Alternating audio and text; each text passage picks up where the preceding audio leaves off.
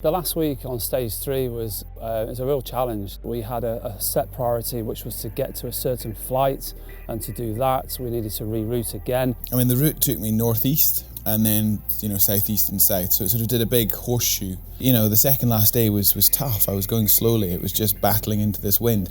But I kind of knew as soon as the road started to turn south, I'd be on the home straight and I'd be flying to the airport. Everything was so well managed with Menzies. Arriving at the airport, Laura had my tooth to fix again because the filling had fallen out. Once again, I fell asleep while she did it. We had a short flight down to Newark, and then we had a good 6-7 hour flight across to Lisbon, which enabled Mark to get a good sleep before he came into Lisbon. I actually think that flight potentially started to put him into a bit of recovery mode. Mentally, I felt really switched on. I felt completely up for the fight. On contrast, physically I felt pretty shocking because I think the body had started to go into recovery. It was like, oh, we're done.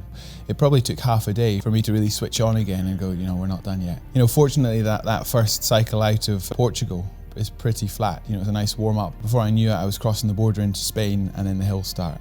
6 days of pretty punchy hills coming up through north of Madrid, over the Pyrenees, very warm through Portugal in the late 30s into Spain, and then coming up to the north of Spain we hit some pretty torrential rain. This last section, he's actually struggled from a stomach perspective of, his appetite was a lot less, and I was wondering why.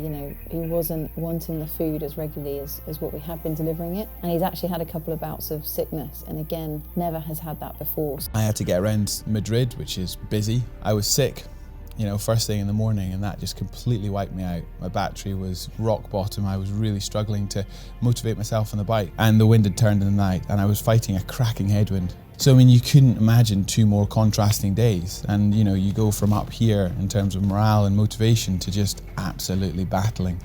And to top off what had been an absolutely shocking day, it had just gone 10 o'clock at night. I was riding along on a descent. I just wanted to check the distances and how far we were to go. Took one hand off the handlebars, was playing with the bike computer, and my front wheel hit something in the dark, and I completely lost control of the bike. The bike veered sharply to the left, across the central line, and into the oncoming traffic. It scared me to think how close he was to the finish line and how actually serious that crash could have been. But after that, things seemed to just tick away, the sun came out, it all seemed to be a bit more positive. As soon as I crossed the Pyrenees and dropped into the coastline, went back to sea level at Beaumont and followed the heavens open. But it was beautiful to wake up the last morning, and it just felt magical, and thinking, right, this is it. And I started counting down all the lasts, the last morning shift, the last breakfast, the last, and that felt pretty significant, and it started to hit home that we're nearly home.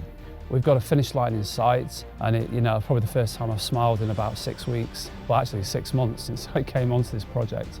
So the final day was just another day for us. We woke up at 3:30 on the road at 4 o'clock. We wanted to keep it as just another day. We still had our jobs to do. We still had to get Mark to the line, and we kept it as simple as possible. The final day, it was a beautiful dawn. It was just a perfectly still morning. It was just picture perfect, these country roads which we were flying through. And then, Paris is huge, started to hit the outskirts and the traffic, and things just slowed down, and I realised that, the final hours and the final miles were going to take longer, and I just wanted to get there. I started to sort of feel bad about everyone waiting on the finishing line as I sort of crept past the time which I expected to be there, but I then sort of tried to settle down and think, this is it. And it wasn't really until I was stood with my high-vis jacket on, looking down the Avenue de Foch, waiting for Mark to come up, that the butterflies and the nerves and the excitement started. It wasn't really until that point it was like, oh my God, we're actually here. He's actually finishing, here he comes. The last day was the most hectic day of the trip for me. As usual, Mark stayed thoroughly calm and in control and professional, just doing his thing, while we flapped about like wild around him. Sort of coming into the finish was just amazing. He had the support from GCN coming out and joining him. So those guys gave us the red carpet treatment into Paris. Pretty exciting. And I was joined by a pretty good peloton of riders, people who wanted to come out and ride those final miles with me, including a couple of mates on their penny farthings. We must have looked like a pretty mad circus. The time that we turned on to the home straight and you've got the Arc de Triomphe in the background, I felt really emotional. That's when I started, the floodgates started to open for me. This is a moment in my life that is extraordinary. It was just complete elation. It was like childish elation. It was kind of a bit embarrassing and awesome. but we did pull it off. Everyone else was celebrating the finish before I was there. And as I came into the outskirts of Paris, I switched my phone off and I just gave myself a bit of a talking to, and I said, you know, live this moment, enjoy this moment. You know, the team has done an insane job to get me to this place ahead of time, ahead of the 80 days. And, you know, I tried my best to just absolutely soak up the final ride in. I rode his wife and 2 kids that he's just so looking forward to seeing. I was getting all soppy and thinking of that, so yeah, it's emotional home straight.